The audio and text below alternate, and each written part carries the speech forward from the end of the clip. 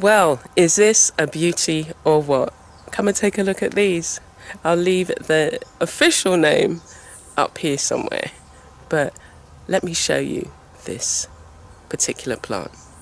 Come on, let's go.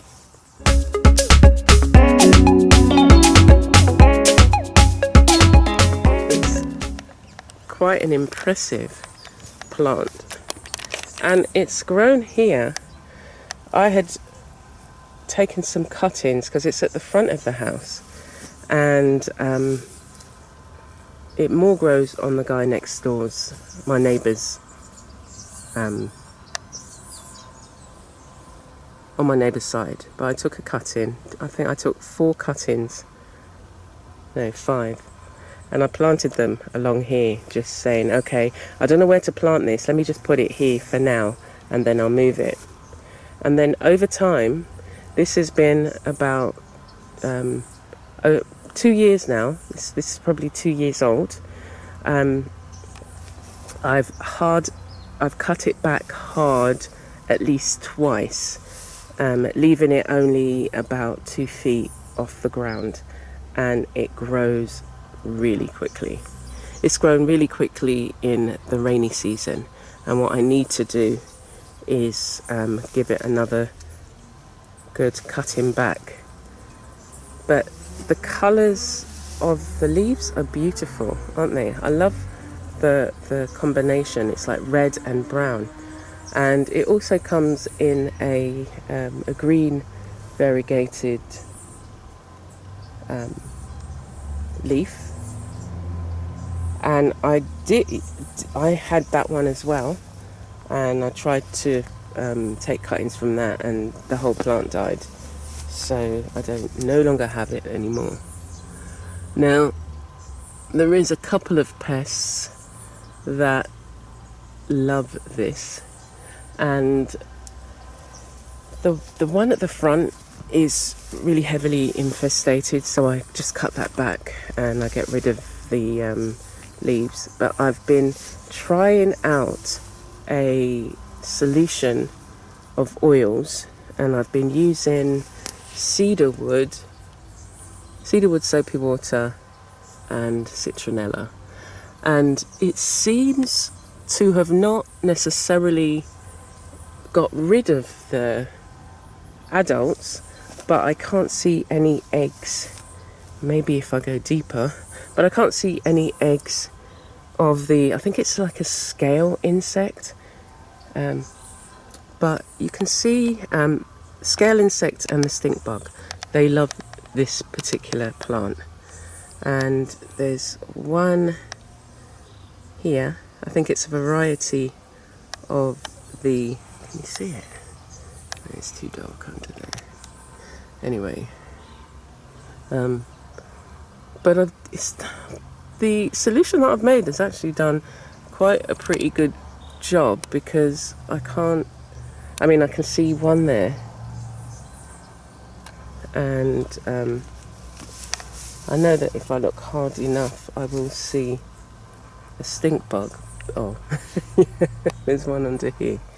So the stink bugs, they let off an aroma if they feel threatened. And I tried to get used to the stink, but it's not pleasant, and I guess for the animals that may try and eat it, it tastes disgusting. And there are some places in the States, I saw this program where they were all trying to go into the house. There were thousands of them would descend on this guy's, go on the lawn and then up the wall of his house, and he'd have to have screens and spray the screens, and they would try and get in. And what they try and do is find a warm place to reside. So I come out here, when I see a few clusters of them, I come out here and I give it a good spraying.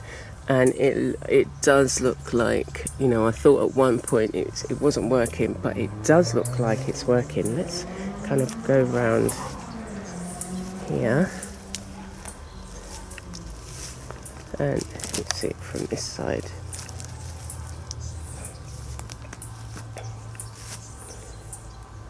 Yeah, Oh, I've got some turmeric growing here as well. Yeah, I remember I planted it. It did plant it. So yeah, it's looking impressive. So what I'm going to be doing with this is cutting it back. I like to have this area clear, so this is a path in itself, so I have that clear, and it's growing wide as well as tall, so I'll cut it back to at least half its size, and I'll be taking some cuttings. Let me go around here. My bowl needs a power wash. There's so many little jobs. There's so many little jobs, big and little, to do. Yeah, but look at this. Look how big it's grown. So I'm 5 foot, so it's at least 6 foot tall. And again, I'm looking to see. I'm really pleased with that. So there are a few stink bugs on here, but not as many as there would be or could be. And these scale insects that they're just actually I might be able to, anyway, you can look up, you know what scale insects look like, but they're round and they look like little discs basically, and they lay them, and so they're like, the branch could be covered in them. So I think what's happened is the oil solution has been a preventative for them laying their eggs. So that's what, sometimes you're not going to be able to kill them and get rid of them totally, but you can prevent them from laying their eggs and producing here. And so even though there's only a few here, I need to kind of keep it up so that those few don't think, oh yeah, we've got we've got reprieve now. But look at the difference in colours. Some of the colours, look, this is a green, it's got green tinges. These are green. Maybe it's because of the light that they get. So where they get a lot of light, this particular variety, we've got more reds and browns, and then a couple of greens there, but then we've got lighter greens, reds, pinks. It's fantastic. So I'm really pleased with this plant, even though it's not my favorite. You're not my favorite. I love you. I do like you. Say on camera, oh no, it's not my favorite.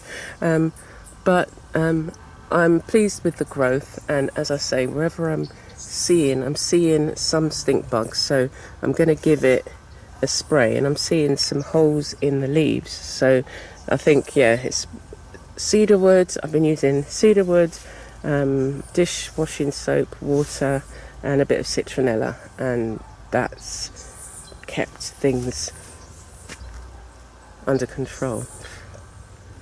So yeah, that's this plant. I keep forgetting the name, but it is a good plant to have. It's good for hedges, and it's one of those plants that you keep cutting it, it'll spread out, so you can make a really nice hedge. And I will try and see if I can get some cuttings from this and put it in other places, because I think I would prefer it, some of it to be up at the front and maybe down the side of the garden. But again, looking at how you control, this is one of the plants that the bugs like, so you need to make sure that you're regularly giving it a spray. And I'm only using organic, it's an organic garden, so I'm not using any of the harsh chemicals and pesticides. So looking at natural combinations are the things that I really enjoy doing, again, because I'm out here a lot, I'm breathing in the air, and you don't want anything harmful around you. So yeah, thinking about how I can maybe I'll just provide cuttings for friends, really. And, and just see, somebody might want to grow their own hedge using this plant. But yeah, for the colour, it's very a dramatic plant to have, and it is one that you kind of look at and you think, wow, Look at this. Look at the colours going on there. You know, could I recreate that in the studio? And the other thing I want to see is what kind of dyes I can get from the leaves. So I'm going to do some experiments with the leaves. And I think it's about time that I leave it there and look forward to seeing you soon. So take care for now.